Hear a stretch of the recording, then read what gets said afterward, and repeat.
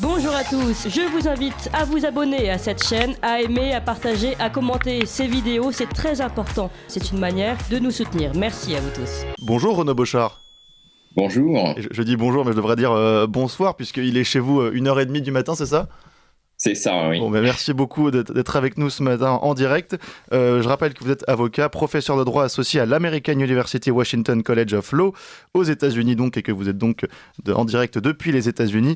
Vous êtes également auteur d'un essai, Christopher Lasch, un populisme vertueux aux éditions Michelon, et puis auteur d'un site internet qui s'appelle Les Chroniques égrégoriennes, dont on mettra le site en description. Et justement, c'est pour un texte que vous avez publié sur ce site, Les Chroniques égrégoriennes, qui n'est pas de vous, qui est d'un monsieur qui s'appelle Jacob Stigl, qui a écrit un essai, un court essai ou un long article, c'est selon, qui a initialement été publié chez Tablet Magazine et que vous avez donc eu l'autorisation de traduire en français et qui est assez édifiant, qui montre finalement à quel point l'Amérique est sous l'emprise d'une énorme machinerie de désinformation qui est originellement était justement destinée à lutter contre la désinformation et qui s'est retrouvée à devenir un immense appareillage de censure et de diffusion de fausses informations. Alors vraiment, on va pouvoir en parler ce matin à l'antenne, mais je voulais d'abord revenir avec vous sur cet auteur, Jacob Stigl, et sur ce média, Tablet Magazine, qui donc, nous, en France, on a une mauvaise connaissance forcément de la presse américaine, encore plus de la presse, on va dire, alternative, mais c'est un auteur qui est tout à fait valable qui est reconnu par ses pairs. Ah oui, de toute façon, Tablet Magazine, je dirais que c'est un média en ligne qui a vraiment pignon sur rue. C'est un média juif d'ailleurs, qui a pour objet en fait de donner une vision juive américaine en fait sur le monde et Tablet Magazine est un média parfaitement réputé qui fait écrire des gens comme Michael Lind, qui avait écrit beaucoup d'articles. J'avais beaucoup repris les articles de Michael Lind au moment de Black Lives Matter, et c'est donc quelque chose qui est très reconnu. Walter Kern, le scénariste et romancier américain, dit carrément que ce serait le meilleur magazine américain. Et Jacob Stigl est un auteur tout à fait intéressant, puisque alors c'est lui l'animateur en même temps de leur page actualité journalière, et Jacob Stigl est un ancien agent de renseignement de l'armée en Afghanistan. Donc c'est quelqu'un qui connaît de l'intérieur les questions de contre-désinformation. C'est comme ça qu'on pourrait l'appeler. Absolument. Et donc, on va pouvoir rentrer dans le fond de ce texte. Alors, c'est un texte écrit en 13 parties et qui part d'un constat, c'est que en 2016, l'administration Obama se rend compte qu'elle est en retard, notamment sur la désinformation au niveau mondial, que la guerre de l'information, évidemment, prend une place de plus en plus importante dans les relations géostratégiques, puisque ça devient, notamment pour la guerre économique, une pointe extrêmement importante de l'appareil. Et donc, elle se met à créer une énorme machine destinée d'abord à lutter contre la désinformation, puis qui va ensuite dériver. C'est bien ça ? Oui, alors il faut d'abord revoir en fait la temporalité, puisque l'administration Obama en fait annonce la création, la promulgation en fait de ce qu'elle appelle le Countering Foreign Propaganda and Disinformation Act en décembre 2016, donc après l'élection de Trump. Pendant ce qu'on appelle le lame duck president term, donc au moment de la période de transition, et on voit que c'est un pivot en fait de la guerre, de tout l'appareil de guerre contre la terreur qui avait été mis en place sous George W. Bush avec le Patriot Act pour lutter contre la désinformation. Donc, on passe de la guerre contre la terreur à la guerre contre la désinformation. Et c'est absolument fondamental, puisqu'on voit qu'en fait, c'est une mobilisation de toutes les agences fédérales. Et Obama va même plus loin, puisqu'il voulait en faire une mobilisation de la société tout entière pour lutter contre la désinformation. en réponse à cet ennemi intérieur qui était représenté par Trump et a fortiori par ses électeurs. Bien sûr, et donc on voit en fait finalement se créer cet appareil. Alors en plus c'est un appareil qui est complexe et qui est intéressant dans la manière qu'il a d'associer un nombre d'acteurs assez importants qui ne sont pas tous forcément des acteurs gouvernementaux. Je me permets simplement de citer un extrait de l'article qui résume un peu tout ça. C'est ainsi que le nouveau concept de guerre contre la désinformation en vogue dans les rangs du gouvernement est devenu la grande croisade de notre temps. Il a permis de réaliser un curieux attelage au sein duquel les agents de la CIA à l'anglais font cause commune avec les jeunes journalistes branchés de Brooklyn, les ONG progressistes de Washington, les think tanks financés par George Soros à Prague, les consultants en équité raciale, les conseillers financiers spécialisés dans le capital d'investissement, les employés des grands groupes de la technologie numérique dans la Silicon Valley, les chercheurs des universités de l'Ivy League et jusqu'aux ratés de la famille royale britannique. De même, les républicains hostiles à Trump ont joint leurs forces avec le comité national du Parti démocrate qui a déclaré la désinformation en ligne un problème touchant la société dans sa totalité et demandant une réponse mobilisant la société tout entière.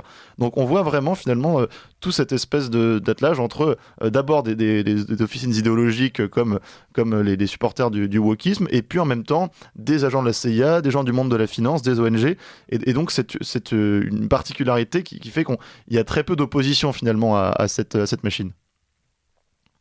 C'est un complexe extrêmement, justement le terme de complexe est le bon terme, c'est un complexe extrêmement vaste qui regroupe en fait quasiment toute la communauté, enfin non pas quasiment, toute la communauté du renseignement, tout l'appareil étatique fédéral et puis un grand nombre d'ONG, de fondations puissamment financées, les universités.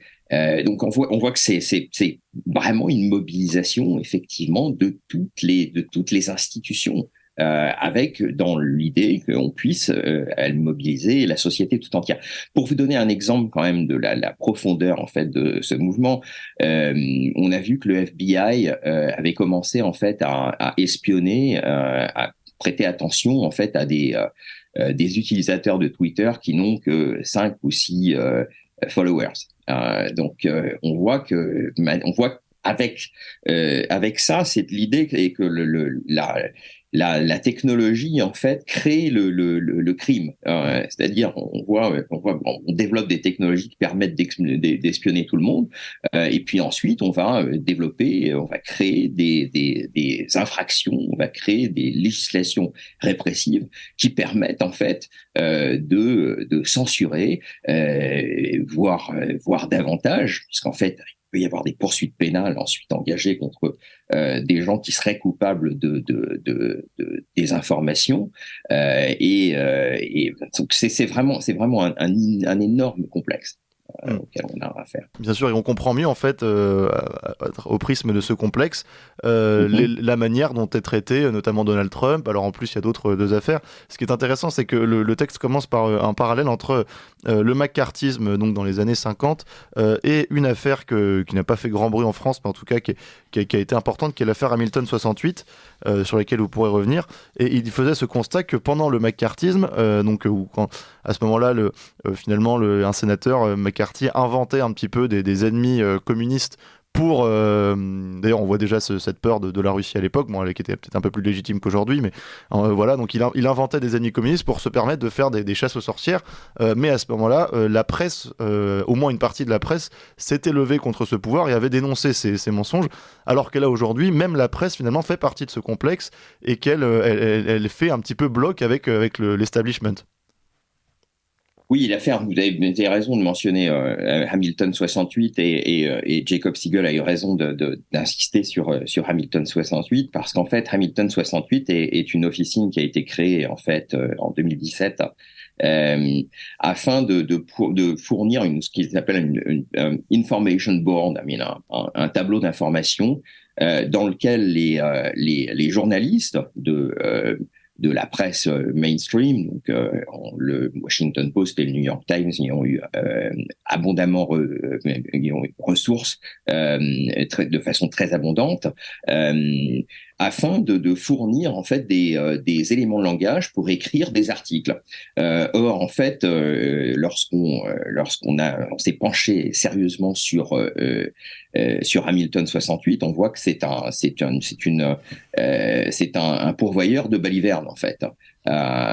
C'est un pourvoyeur de désinformation. Donc en fait, on voit très très bien que les journalistes du Washington Post et du New York Times s'alimentaient auprès d'une officine qui était d'ailleurs dirigée par des anciens de la communauté du renseignement, qui fabrique de la désinformation de manière industrielle.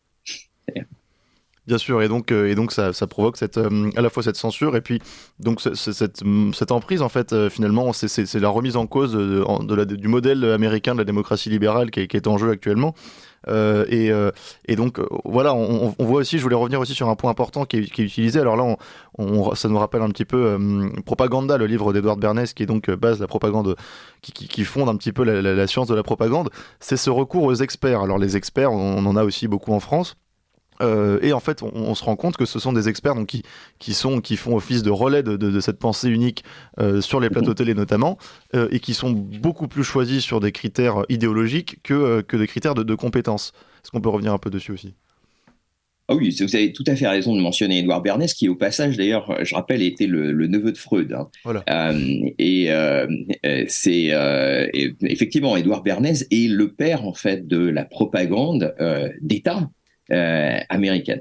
Et on voit très très bien que c'est avec ce qui est en train de se passer, avec la capture en fait par cet appareil en fait de propagande qui se présente maintenant comme assez paradoxalement de façon très orwellienne comme un complexe de lutte contre la désinformation.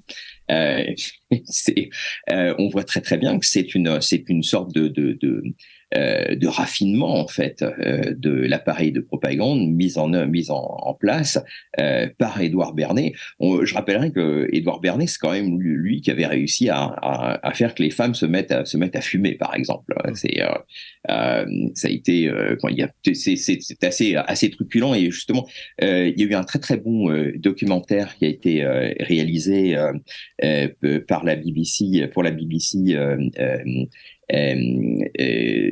qui s'appelle The Century of the Self de Adam Murphy, et en fait c'est une excellente histoire de la propagande américaine jusqu'à aujourd'hui, et vous avez tout à fait raison de mentionner ce précédent. Donc oui, on est dans la complète continuité de ce que Bernays avait fait. Et dans cette continuité-là, on peut aussi évoquer l'affaire Hunter Biden, alors qui a fini quand même par sortir, mais qui a fait l'objet de censure absolument hallucinante, alors que là, pour le coup, les faits étaient totalement prouvés. Ah, oui, les faits sont complètement. D'ailleurs, le Washington Post, le New York Times ont admis en catimini que l'affaire Biden était complètement véridique.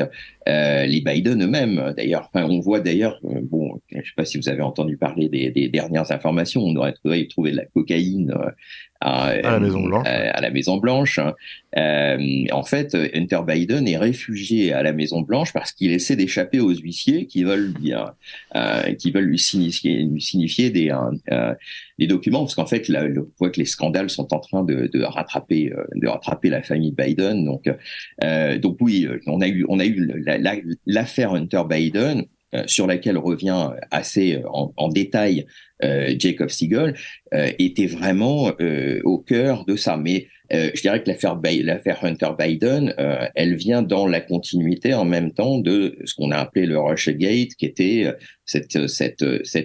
précisément ce développement pendant l'administration Trump de la stratégie mise en place par Obama. Chose importante en même temps à préciser, qui s'est passé aussi dans les derniers jours de l'administration Obama, qui prépare en fait l'affaire Hunter, enfin qui prépare la couverture, plutôt l'absence de couverture par les médias mainstream de l'affaire Hunter Biden, c'est aussi la mise au pas par le gouvernement fédéral du système de l'infrastructure des élections. Qui était en vertu de la Constitution quelque chose qui était plutôt qui était une attribution des États, et en fait l'administration Obama dans ces derniers jours a déclaré le système des élections comme une infrastructure cruciale des infrastructures américaines, ce qui permettait en fait de faire la mainmise du gouvernement fédéral sur les 8000 commissions électorales qui siègent de par le pays. Donc c'est vraiment on voit encore se développer les tentacules en fait de ce complexe. Ce complexe, et quand on voit et quand on pense aux conditions déjà assez tumultueuses dans lesquelles Joe Biden a été élu, on peut se poser des questions sur comment vont se dérouler ces élections américaines l'année prochaine. Merci en tout cas beaucoup Renaud Bochart. Alors j'invite pour en savoir plus tous les auditeurs à vous rendre sur votre site. Donc ça s'appelle america.substack.com qui donc on mettra le lien évidemment en description de la vidéo. Je rappelle donc que vous êtes avocat, professeur de droit associé à l'American University Washington College of Law, auteur de ce livre Christopher Lasch, un populisme vertueux aux éditions Michalon, et donc auteur de ce site Les Chroniques égrégoriennes sur lequel on peut retrouver ce texte de Jacob Stigl traduit en français. Merci à vous.